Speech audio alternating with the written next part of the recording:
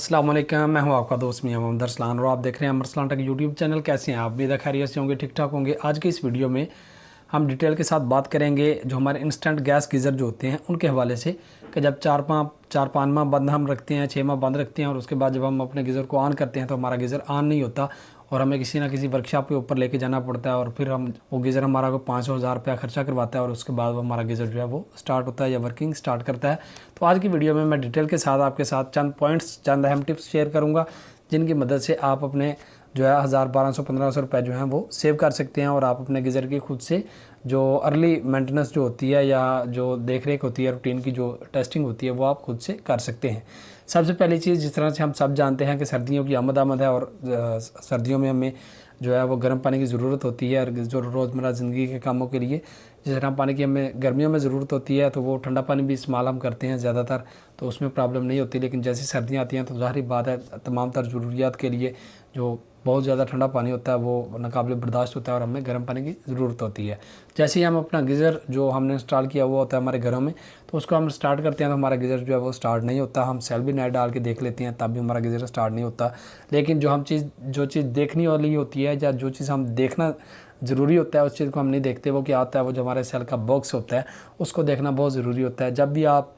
अपने गीज़र को स्टार्ट करें, जो आपका गैस गीज़र है, अगर वो ऑन नहीं हो रहा तो इंस्टेंट गीज़र के लिए स्पेशली मैं बता रहा हूँ आपको, तो उसके अंदर जो हमारे सेल वाला जो बॉक्स होता है, जो सेल वाली डब्बी होती है, क्योंकि जब सीज़न आउट होता है तो हम लोग क्या करते हैं कि हम अपने गीज़र को प्रॉपर तरीके से ऑफ़ नहीं करते। मतलब कि ऑफ़ जो करने का तरीकाकार होता है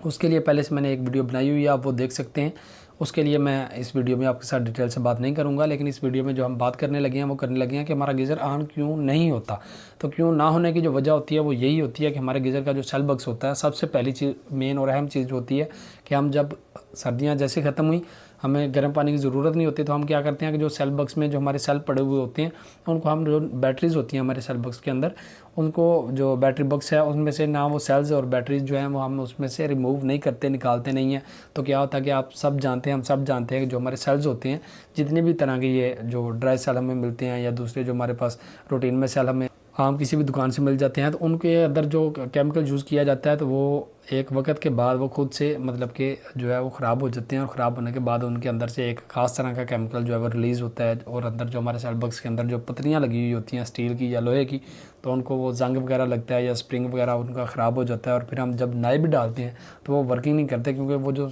हमारे जो अंदर पॉइंट्स होते हैं जहाँ पर जाके वो सेल बैठते हैं, वो पॉइंट जो होते हैं हमारे वो ख़राब हो चुके होते हैं और हमारे सेल वहाँ पर वर्किंग नहीं करते। तो जैसे ही आप गीज़र ऑन करें और आपका गीज़र ऑन नहीं हो रहा, तो सबसे पहली चीज़ जो चेक करने की होती है वो आपने यही चेक करनी है कि आपका जो इंस्टेंट गीज़र है, आप अपने इंस्टेंट गीज़र का जो सेल बॉक्स है उसको चेक करें। उसके अंदर जो पत्रियाँ होती हैं उनको जंग लगा हुआ होगा, तो मिट्टी का तेल या पेट्रोल की मदद से आप उसको अच्छे से साफ़ कर लें कपड़े के साथ या किसी टेस्टर वगैरह के साथ, और बाद में दोबारा से उसके ऊपर कोई थोड़ा सा सरसों का या जो मशीनी तेल हमारे घर में होता है, मशीन के रनिंग के लिए हम यूज़ करते हैं, सिलाई मशीन के लिए, वो तेल उन पॉइंट्स के ऊपर लगाएं और सेल लगाएं। इंशाल्लाह आपका गीज़र जो है वो ऑन हो जाएगा और आपके 1000, 1200, 1500 रुपये जो हैं वो आसानी से बच सकते हैं। इसी तरह से जो दूसरी प्रॉब्लम, मेन प्रॉब्लम होती है वो क्या होती है कि जिस तरह हम सब जानते हैं कि हमारे पाकिस्तान में ये जो भी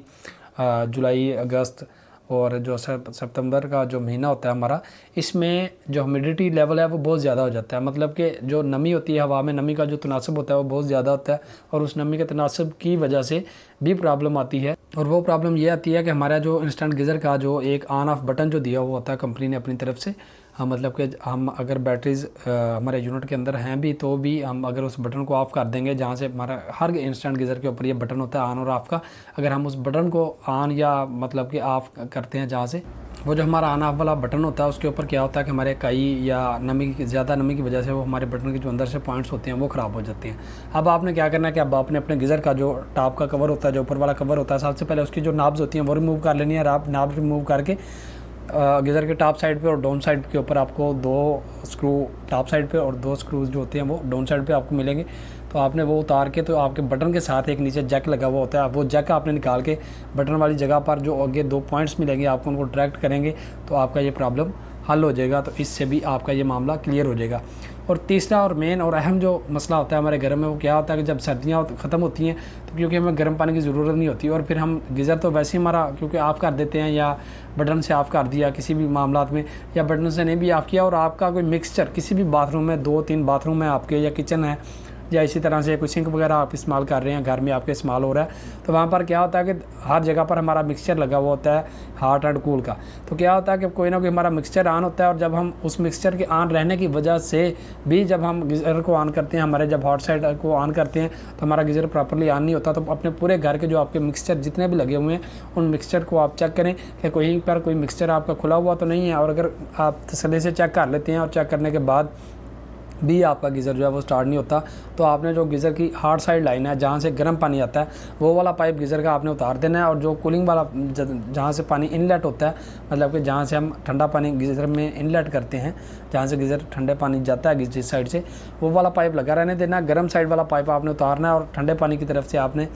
मतलब अपने गीज़र को स्टार्ट करना है या टूटी को खोलना है, तो आपके सामने वो कंडीशन आ जाएगी। अगर तो वो पानी आपके गीज़र के अंदर से होके आ रहा है तो आपका गीज़र ज़रूर स्टार्ट हो जाएगा। अगर नहीं आ रहा तो ज़ाहरी तौर पर आपका कहीं ना कहीं कोई मिक्सचर का प्रॉब्लम है, या आपके घर में कोई सिंक का प्रॉब्लम है, या कोई भी काक आपका ख़राब है, तो उसको आप चेक करवाएं, तो इंशाल्लाह आपका ये प्रॉब्लम ठीक हो जाएगा। तो आज की वीडियो में डिटेल के साथ मैंने कुछ चीज़ें आपके साथ शेयर की। इसकी वीडियो की अगर आपने प्रैक्टिकल वीडियो देखनी है तो डिस्क्रिप्शन में आपको मिल जाएगी, वहाँ पर जाके आपको डिटेल के साथ किस तरह से आप अपने जो गीज़र होता है उसकी मेंटेनेंस किस तरह से कर सकते हैं, और किस तरह से मतलब कि उसको आप खुद से देख सकते हैं डिटेल के साथ। वो वीडियो में डिस्क्रिप्शन में आपको मिल जाएगी, वहाँ से आप जिस तरह से हम सब जानते हैं कि रेट्स के हवाले से कि जो गीज़र के आजकल जो प्राइस आ गए हैं, जो मार्केट में बहुत महंगे हो गए हैं गीज़र। हमारा 6 लीटर का जो गीज़र है वो 16,000 से लेकर 20,000 के राउंड अबाउट उसके प्राइस चले गए हैं। इसी तरह से जितने भी हमारे मार्केट में गीज़र हैं उनके प्राइस में 4 से 5,000 रुपये की मतलब कि कीमत जो है वो बढ़ गई हुई है। अगर आप इंस्टेंट गीज़र की कीमत के हवाले से जानना चाहते हैं तो ज़ाहिर बात है वो आपको अपने नज़दीकी किसी भी मार्केट में आप जाएंगे तो वहाँ से आपको इजीली मुकम्मल एक्सेस जो है वो आपको मिल जाएगी, और आपके पास डिफरेंट चॉइस भी होंगी कि आप कौन सा गीज़र परचेज़ करेंगे और कितनी रेंज में परचेज़ करेंगे। तो उम्मीद है कि आज की वीडियो काफ़ी हेल्पफुल रही होगी आपके लिए। अगर ऐसा है तो हमारे चैनल को सब्सक्राइब करें, वीडियो को लाइक करें, अपने दोस्त अहबाब और रिश्तेदारों के साथ ज़रूर शेयर करें, और मज़ीद इसी तरह की इन्फॉर्मेटिव वीडियो के लिए हमारे साथ जुड़े रहिए। अपना ढेर सारा ख्याल रखिए, अपनी दुआ में याद रखिएगा। अल्लाह ने I know you heard from everyone telling you